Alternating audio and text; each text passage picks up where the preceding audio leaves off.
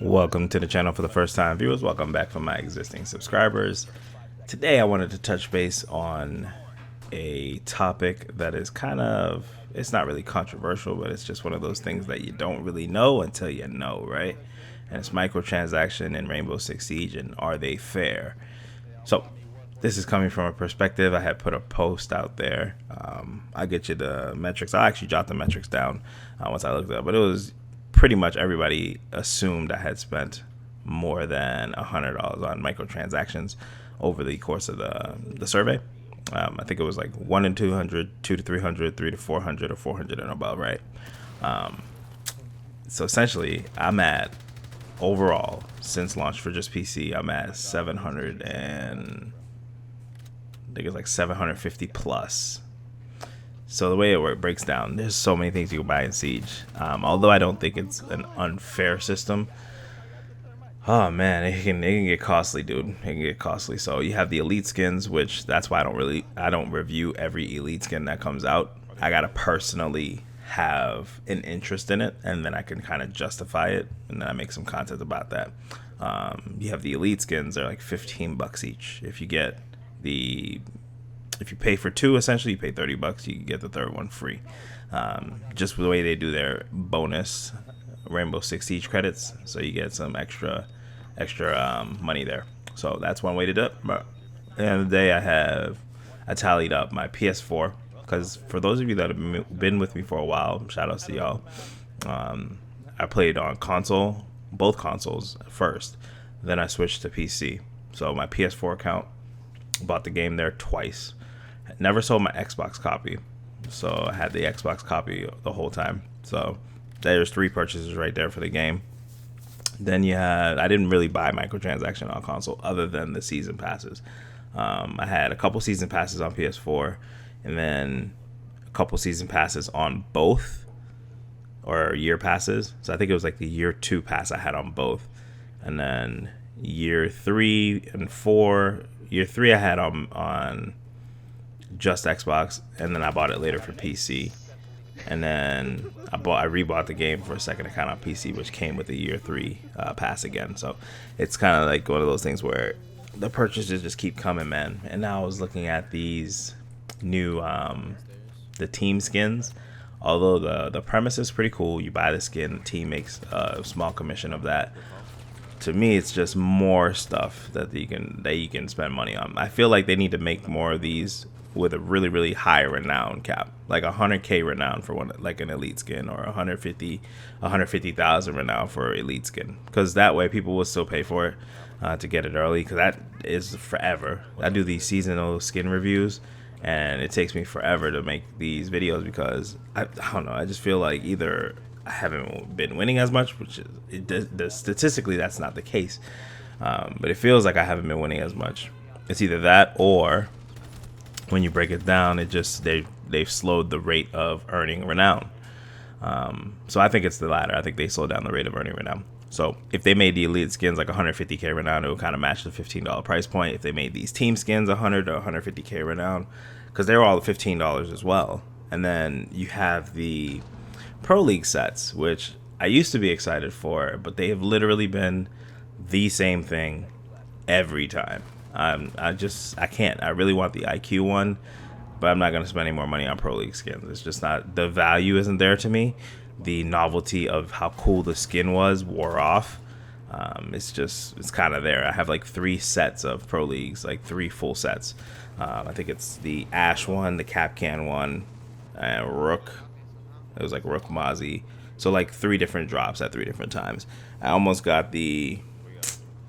Actually, I think I did get another one. I think I did get the... what's her name? Nomad. I think I bought Nomad with No, Maverick wasn't in it. No, it wasn't Maverick. It was Nomad and somebody else. But that's besides the point. They keep redoing the same exact skin. I think if they did something like that black ice that looks black, that you see sometimes from the older players. I forget the name of it. It's like on the R4C, and you see it on the C8 a lot. But it's like the original Pro League skin. I think if they did something like that, that'd be pretty dope. Or if they came with black ice, that would be fucking insane. I think that would be the ultimate. Like if you bought a Pro League set, like instead of that carbon fiber and white, it was just like black ice. If the gun supported it, I think it would automatically sell.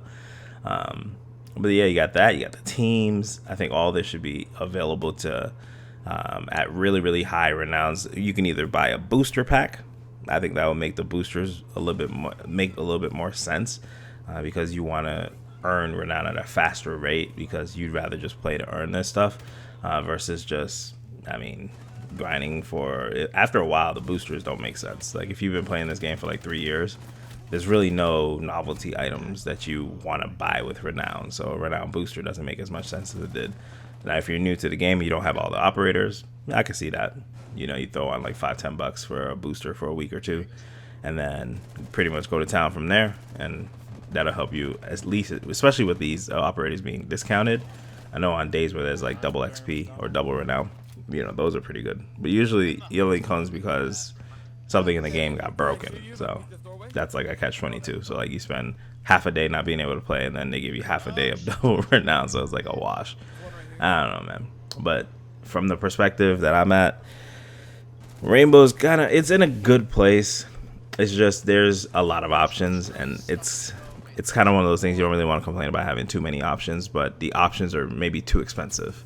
If they were less expensive, like let's say for instance each kit for the teams was like $7, you know, maybe that would be make a little bit more sense than like a full 15 to like 1,600 Rainbow Six Siege credits or Rainbow Six credits, which at that point you might as well, like they're the same price as an elite skin, so you might as well just buy that because this doesn't give you any animations. The one I really love right now is Jaeger.